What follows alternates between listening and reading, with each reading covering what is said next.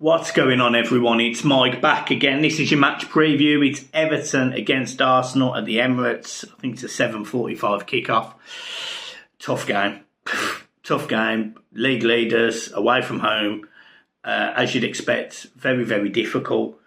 Only sort of correlation is the result we managed to achieve at Manchester City with the 1-1 draw.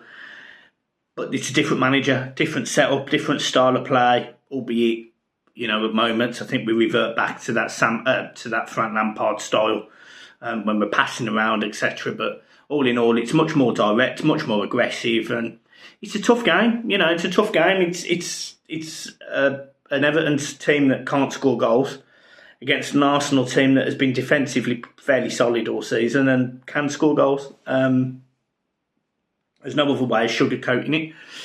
I think Everton will be lucky to get a draw, if I'm being brutally honest. Sean Dyche has not got a bad record against Arsenal. I think it's 1 win in 6. 1 defeat in 6, Sean Dyche personally against Arsenal. But then Everton's record has been a bit mixed. We lost 5-1 last season. I think we won 1-0 the season before. There's been a couple of other 5-1s. There's been a couple of 4-0s in the time. There's been a 3-2, etc. And, we've not really been great at the Emirates for a while. Although we don't necessarily play badly against Arsenal. We just, sometimes at their place, we get blown away. And it didn't happen at Goodison. We can take positives from the fact that we managed to beat them at Goodison, and we're going to have to set up and play similar. Big injury news is Calvert-Lewin is not back, so we haven't got Calvert-Lewin as that sort of figurehead up front. People have said to me, what would you play? What formation would you go? And I think it's very easy for people to say go 4-4-2, but I think this is probably the wrong game to do it. I think you need a whippy up front, someone who can play over the top. For me, Damari Gray starts this game. There's no point starting Maupay. I think Ellis Sims, although he can physically hold up the ball, I think we're going to have a lot of pressure on us most of the game, and I don't think we'll get out. So I don't know how worthwhile it is starting Ellis Sims. So for me, it's a case of win the ball back and play it through the channels and hopefully hit something on the counter. We have got a bit of pace in our side now with Iwobi and Damari Gray if they start.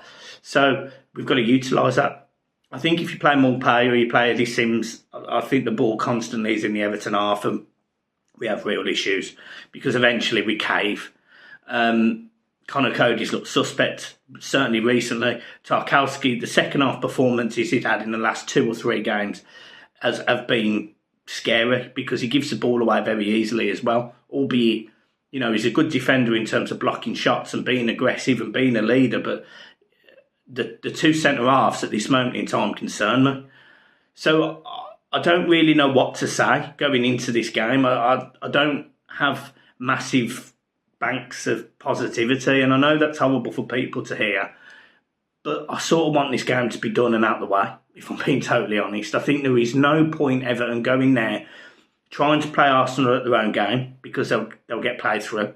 I think defensively we're all right, but I think Arsenal have got some real quality, certainly at home. Yes, I think it's 1 win in 4 at home for Arsenal. I think they've had 1 defeat and 2 draws, but irrespective of that, it's Everton's side.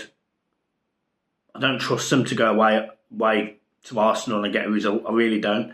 Some people are saying, Everton will get a result here. It'd be that weird 1-0 or weird 1-1 or 2-0 or whatever.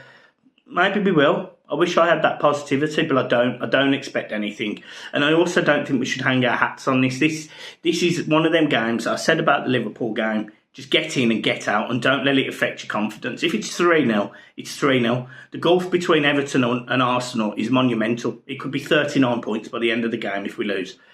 They're in a different league to us, literally. So I'm not going to take heart out of this game if we get battered. I'm not going to be negative about it. I'm just going to go with the fact that we've got bigger games coming up. Forest, Brentford. In my opinion, minimum 4 points. Minimum. Anything you get at Arsenal's a bonus. And I'd say that about any of the top four, any of the top six teams at the minute. So anything you get away from home at the minute is a bonus. You know, we are in a positive position. We have got teams like Brentford at home, who are that sort of team that Everton hopefully can have a good game against and get results in. But I said the same about Villa. So Everton have got to get this Villa defeat out the way, get an Arsenal, in my opinion, defeat out the way. And I know people are saying don't write them off before we got there, but I don't know what more I'm meant to do, if I'm being honest. Like, you want honesty. I can't see us winning this game, and I think we're going to lose 3-0. I know it's negative, and I'm sorry about it, but I can't be positive, and I won't lie to you. I never have. I think Everton are going to have to be really clever with how they play. I think if we can move the ball between the lines, I think we might be all right in terms of not getting battered. But some of our passing this season, certainly when we've been away from home, has been woeful. It's like the players have been on a different planet. Liverpool was prime example. We looked really poor.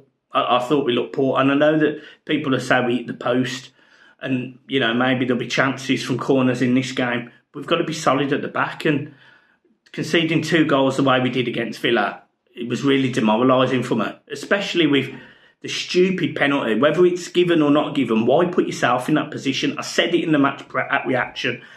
I've said it all week. Why put yourself in that position? But Garner did, and he's one of our most experienced players. And then Cody, again, 30 years old, leader, shows Buendia onto his best foot, 7 yards out. I mean, it was absolute clueless. So we're going into this game, and I have no confidence in this team that they're going to get results. Why sugarcoat it? Where we can get results is Forest and Brentford. We can get results in those games.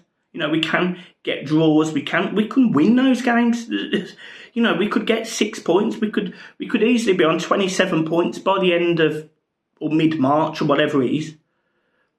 But we've got to, because the other teams around us are also picking up results. And it would be amazing for Everton to go to the Emirates and win 1-0. But I certainly think their blip has ended.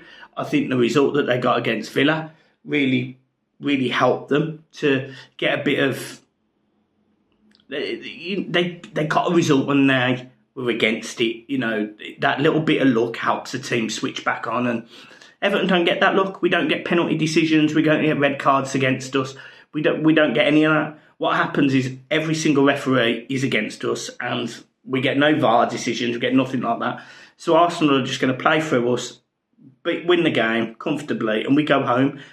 And to be honest, just get it out of the way. Just get it out of the way and concentrate on the games coming up there where Everton can win, and I think we will win. So yeah, that's my thoughts, and I know it's rubbish. I think Everton's team is unchanged apart from... I truly hope he starts Demarai Gray, truly, instead of Maupay and Ellis Sims. Honestly, I beg him. And instead of whipping him big balls into the box, needs to be low, because we can actually score from them because our players are shorter up front. But we'll see. I would have no problem Ben Godfrey coming into the side and replacing Mikalenko, and I'd also have no problem replacing Cody or Tarkowski with Mina. I'd have no issue with either of it. But I don't think he'll do that. I think he'll start Maupay up front. And unfortunately, he's using the tools that he's got, and I feel sorry for Sean Dyche in that sense. So, guys, look, I'm leaving it there. I will see you for the match reaction. Keep smiling. Peace.